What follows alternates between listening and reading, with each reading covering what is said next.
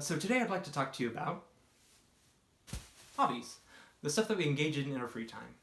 But first off, what it's time to be alive? Just think of living 1,000 years ago, or even 100. Just the board games, video games, the books. We just have access to the creative minds of people all over the world. Not only that, just think of the internet. All the videos and commentary that we have available to us. People are just pouring endless hours just offering up information freely just because they're passionate about all these different things. So anyway, I'm just really grateful that we have access to so much cool stuff. And yeah, well, I wanted to talk to you today about some of the things that I've been passionate about over the years. And I guess also just tie up at the end a few things that I think about hobbies. But yeah, I guess I might as well talk about Pokemon. So I collected the card game 2nd grade through 4th grade with my brother. And I also played a lot of the video games. My older brother also had the opposite version, so if I had Ruby version, he had Sapphire. Anyway, that's Pokemon players will appreciate that. But I guess to this day, I suppose I'm still playing Pokemon Go, which, well, probably a bit of a waste of my time. But well, more on that later. I think it has its value too. What else? Board games. So a few things that I wanted to call out from games that I've played in the past. We didn't play test this at all. So I think this is a really cool game. So I brought it, well, first of all, I guess it's really easy to learn. That's one of the things I love about it. It takes, well, basically no time at all to learn because I'll explain the rules to you right now. Everyone starts the game with 2 cards in hand, and then every turn you draw 1 card and you play a card. And that's the rules to the game.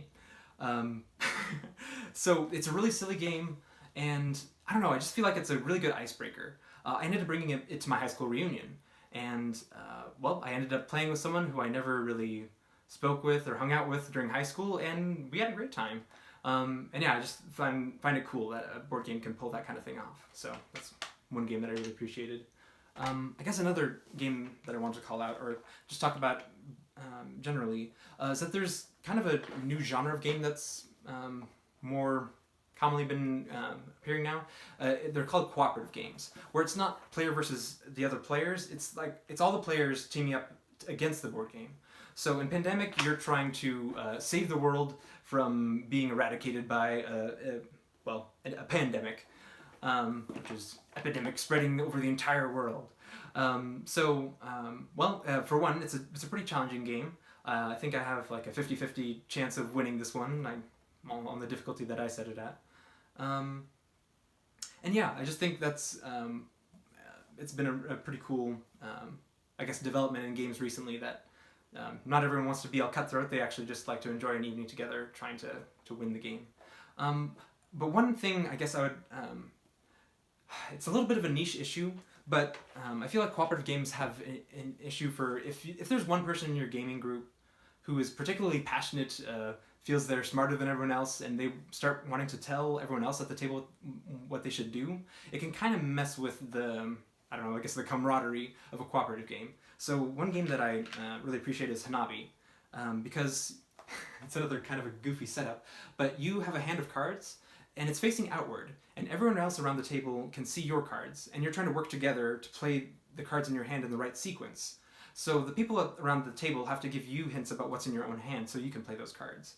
So I like that it's a game that you can't tell people what to do because, or you can't, well, you don't have perfect information. You don't know what's in your own hand. So anyway, just thought I'd call that out. It's a cool game. Video games.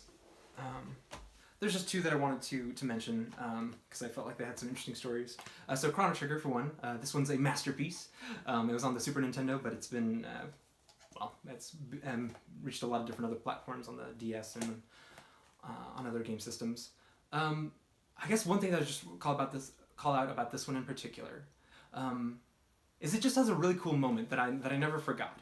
That you're playing through the video game, you do a couple things in the early game that you think are just trivial, it doesn't really matter, you're just playing through a game like normal. But then there's a moment where the game remembers everything that you did in the first, at the beginning of the game. Yeah, I guess not to spoil too much, but It's just it created a cool moment where it was like, oh gosh, everything I do matters. And yeah, I don't know. And then every subsequent playthrough that I played through the game, I've always played it the correct way. Although, well, anyway. So I just found that that was a really cool moment. And yeah, it's a pretty short game. I think it was like 12, 15 hours or something like that to play through. And it's just really memorable. It's a fun time travel story. And yeah, I don't know. It's just something that I'll always treasure, I guess. Another video game that, well, I guess I just have a couple stories related to this one, Bravely Default.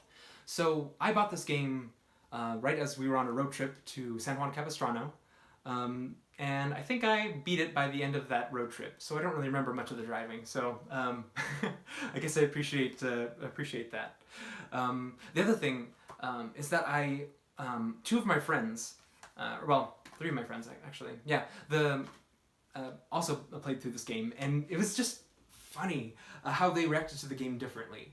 So the two girls who played the game, they were always just raving about the music, the storyline, just all the things like that about the game. But then I had my other friend, and he would just tell me about all the cool combinations and all the exploits that he could pull off with the mechanics of the game.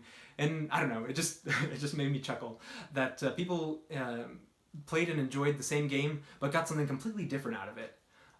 So anyway, just thought I would throw that out there. What else is on my shelf today? Music. Choir. Notice that's what this represents to me. So this is the Hallelujah Chorus from Handel's Messiah. And I just really enjoyed performing this piece over the many years that I've done it. I think, well, I most recently joined the Bravo Chorale, although I'm not in it currently. And then I got to perform this for a Christmas concert, and I just love it. Yeah, I think it was the first time that I performed the complete oratorio. And what else can I say about choir? Oh, well, when I started choir in high school, it was just kind of on a whim.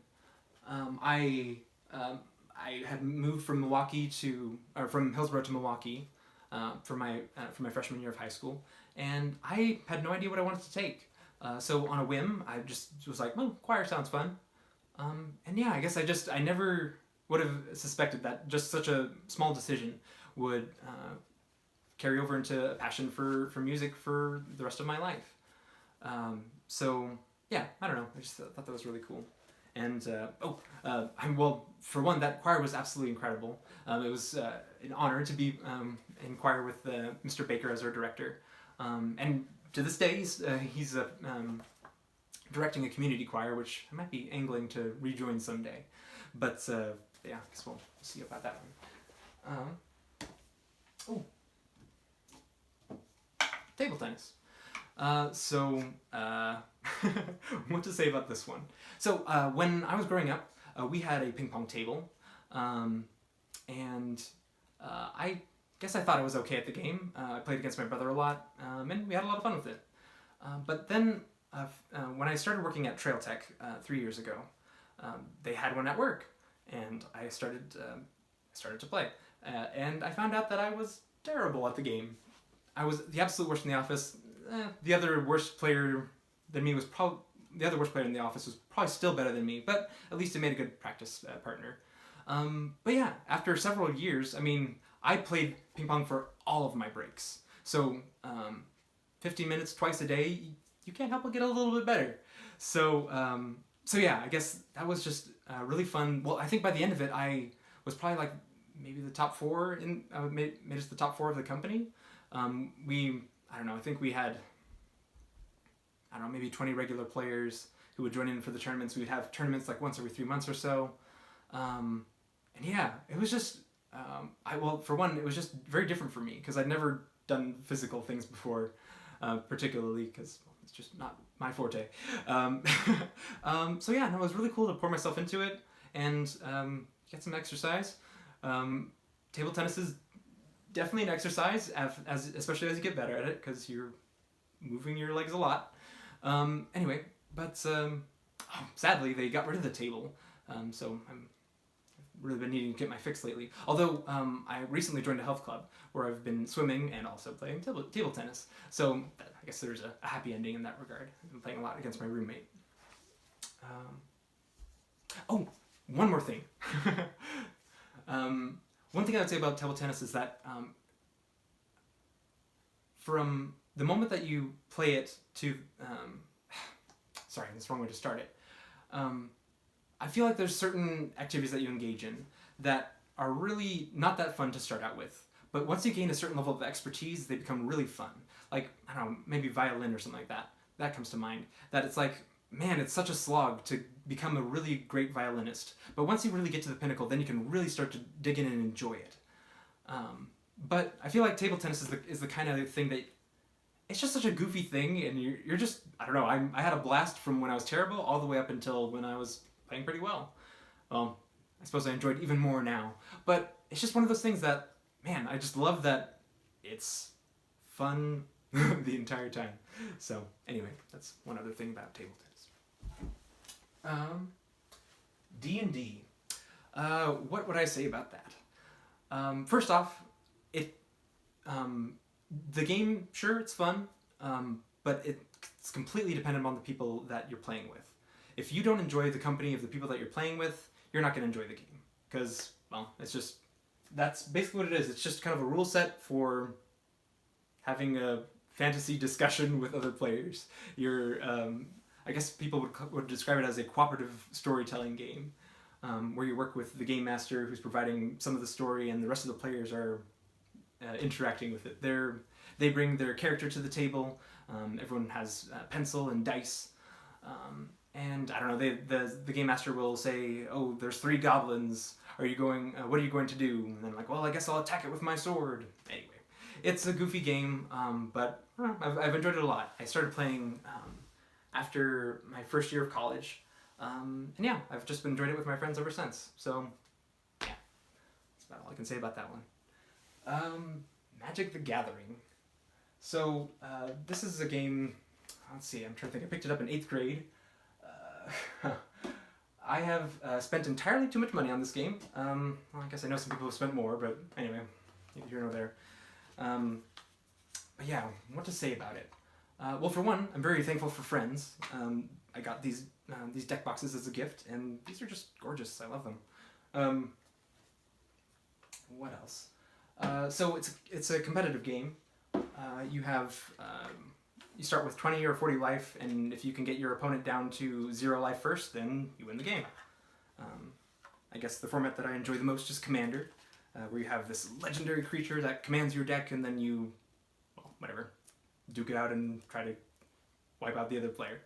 But anyway, I guess I've played it competitively for a bit. I've been playing mostly casually recently. I haven't played a lot except with friends. Yeah, it's just a fun way to spend some time. What would I say? I guess I'm a little concerned about just how much I've invested into this game, and I guess to put it in biblical terms, where your treasure is, there your heart will be also. I'm a little concerned that I've treated this a little bit too much like a treasure in my life, because, well, anyway, just very dutiful in spending lots of money on that game. So, anyway, so those are a lot of the hobbies that I've played over my life. What else would I say about hobbies in general? First off, just that not all hobbies are created equal. Some of them I feel like are more of a waste of your time than others. For me, probably the worst culprit would be phone games, and most recently, this app called Yu-Gi-Oh! Duel Links, which is this card game that I started playing when I was in elementary school and later in high school. And it was kind of cool because they kind of like reset the rules, because, well, the game has gotten a lot more complex, but then they basically re-released the game with like basically the cards that I enjoyed and remembered back when I was in elementary school. But anyway, I've poured so many hours tapping that screen, fighting against the computers, and just, I don't know, I'm never going to look back and have interesting stories to tell or have anything to share, or I didn't grow in any way. I feel like even binging something on Netflix, like Stranger Things, that could be a really cool conversation with one of your coworkers. Or, I don't know, I feel like even just enjoying creative content like that is good for you. I think it can make you a better person, make you a better writer if that's the kind of thing you want to do. And yeah, I guess some phone games I feel like are a little better than others. Like, well, I mean, I still have mixed feelings about Pokemon Go. I probably still squander too much of my time. But I guess one cool moment that I want to share is that we had some family friends come over, and they brought their young daughter, and I don't know, it just felt like we didn't have anything in common. But then we found out that we had Pokemon Go in common, and that was a really cool moment because we just got to be excited about it, and then we added each other as friends, and we've been sending each other gifts in the game. And anyway, it's just, well, again, I'm probably still not worth my time, but or at least to play as much as I have in the past. But at least I feel like there's some interaction and community around that game. But yeah, I guess the other thing I would say is just respect yourself enough to value your free time. Do you want to do something valuable with your free time? Do you want to learn how to do something? Do you want to learn how to code? Which I guess I'm doing at the moment. Do you want to learn how to fix your car? There's so much stuff out there on the internet. There's so many videos that you can watch and learn how to do stuff. I don't know. There's just so many ways that you can just have time pass by and have it be pleasant. But I would advise you to, again, just respect yourself enough to invest in yourself, to do things that are going to benefit you in the long run. Do things that are good for your health. Do some exercise. Find something you really enjoy so the exercise is not pure suffering, like table tennis. I can get a pretty hefty workout from playing that, and I enjoy every second of it, which is strange for me because I'm not fond of exercise. So yeah, anyway, that's just my message to you on that. Just respect yourself. Your free time is valuable. So anyway, I hope to hear from you about what you think about hobbies, and I want to hear about some of your hobbies and things that you've enjoyed in the past. Yeah, so please comment below, like, share, and subscribe if you enjoyed this video, and I will see you next time.